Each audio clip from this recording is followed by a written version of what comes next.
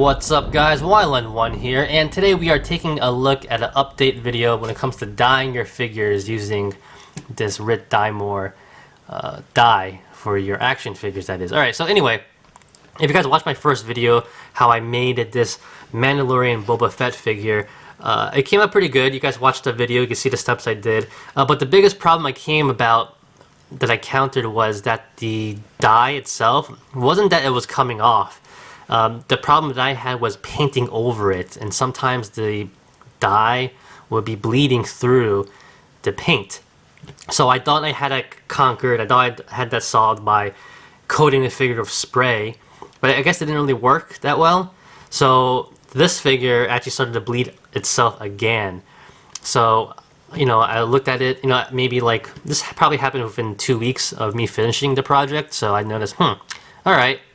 So the dye is still bleeding through, but if you guys remember, I actually, when I painted the first version, I coated it with Podge, right? So clearly the spray coating didn't work, but I think the Podge is a lot better because it actually is like a solid glue, liquid substance going over it. And you can see now, a day later, the Podge, like I said, it's basically like glue. So it does have a layer to it that's cleared out. But other than that, you can see that it's a nice clear actual layer.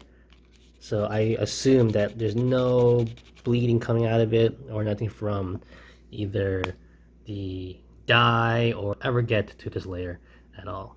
So with the idea and fact that this whole figure was Mod Podged already, I just repainted it over the Mod Podge, because now the Mod Podge is actually coating the whole figure and the dye itself.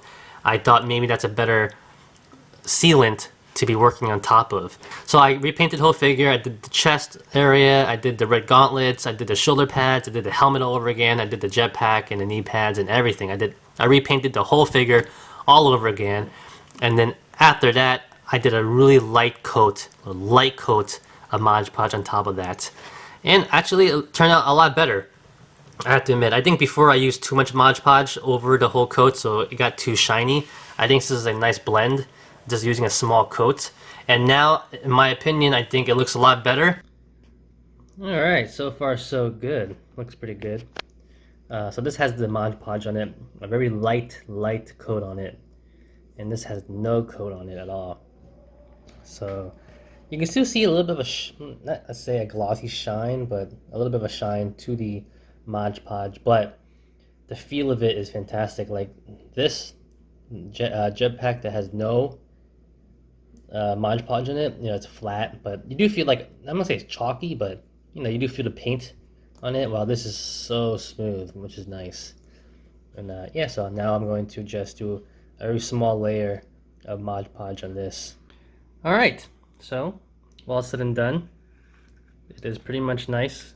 The green is a lot better in my opinion now, and not as shiny as it used to be. Now the question is, by theory this should hold up better, because now the paint on it is actually on top of the original Mod Podge, so I shouldn't have any more bleeding, which has always been a problem due to the dyeing process that I had to do for this figure. So we'll probably let this go for about 2 weeks and come back. It's been about 2 weeks since I repainted it, and I think that the paint work is holding up pretty well. So from what I've learned from all this whole experience is that when it comes to dyeing the figure, if you want to repaint over it, or actually no matter what, once you dye the figure, you need to coat it. I thought spraying coating would have been good enough. I guess not. In my opinion, Mod Podge, repainting it, you know, quickly with Mod Podge, you know, it's really easy and quick to do, and it dries fast. So that way it has a sealant over it that's more liquid and covers the whole thing, and it's like, unlike spray, I guess it could get through or deteriorate somewhat. And after that, you can do your repaint and paint whatever you need to. So yeah, looking at this figure now, I think it came out really well. I'm pretty happy how it turned out. It looks good in my opinion. The colors are more vibrant. I had no bleeding. Especially in the red gauntlets is where I saw the bleeding really significantly. So it's good that so far so good, it's holding up.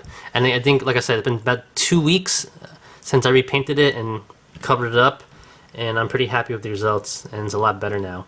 And alright, So that's about it, guys. Like I said, if you haven't checked out my first video, go check it out, how I dyed the figure. Because dyeing the figure is a fun process. You know, it's something new and different. I just wanted to work, and I think I got it finally down to working.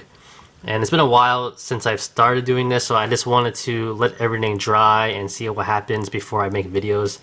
And I can safely say now, I think I got it down. So remember, you have the figure, you dye him, right? After you dye him, you have to coat him. And in my opinion, coating him with Mod Podge all over is quickest, fastest, easiest way to go, and will protect the dye itself.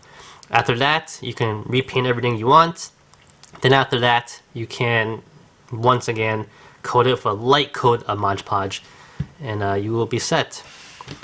So that's about it, guys. Thank you for watching. Like, always, comment, criticize, subscribe, do whatever you want to pay attention. Follow me on Facebook, Twitter, and Instagram. If you like the video, give it a thumbs up.